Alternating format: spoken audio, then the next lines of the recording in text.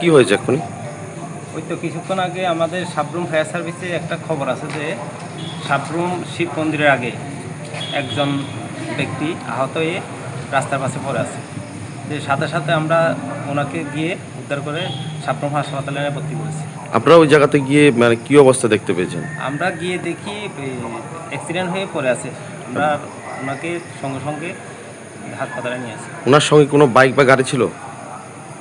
ও এত কিছু দেখবার আমরা তখন সময় ছিল না, আমরা সাথে সাথে ওনাকে নিয়ে এসেছি। ওনার নাম ছিল বিপ্লব দে, বয়স অনুমানিক 42 বছর।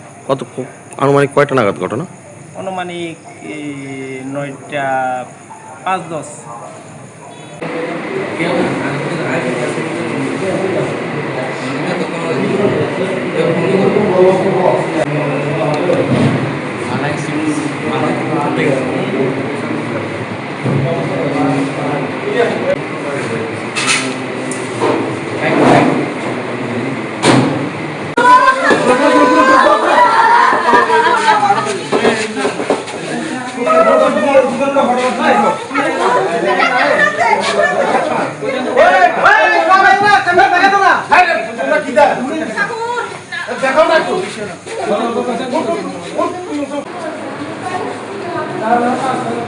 কি হয়েছে এক্ষুনি?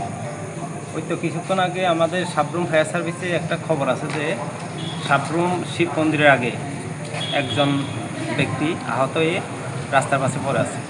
যে সাথে সাথে আমরা ওনাকে গিয়ে উদ্ধার করে সাবরুম হাসপাতালে ভর্তি করেছি। আপনারা ওই জায়গাতে গিয়ে মানে কি অবস্থা দেখতে পেয়েছেন? আমরা গিয়ে দেখি অ্যাক্সিডেন্ট হয়ে পড়ে আছে।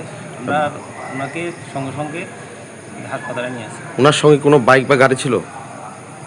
ও এত কিছু দেখবার আমরা তখন সময় ছিল না, আমরা সাথে সাথে ওনাকে নিয়ে এসেছি। ওনার নাম ছিল বিপ্লব দে, বয়স অনুমানিক 42 বছর। আনুমানিক কয়টা নাগাদ ঘটনা? অনুমানিক 9টা 5-10।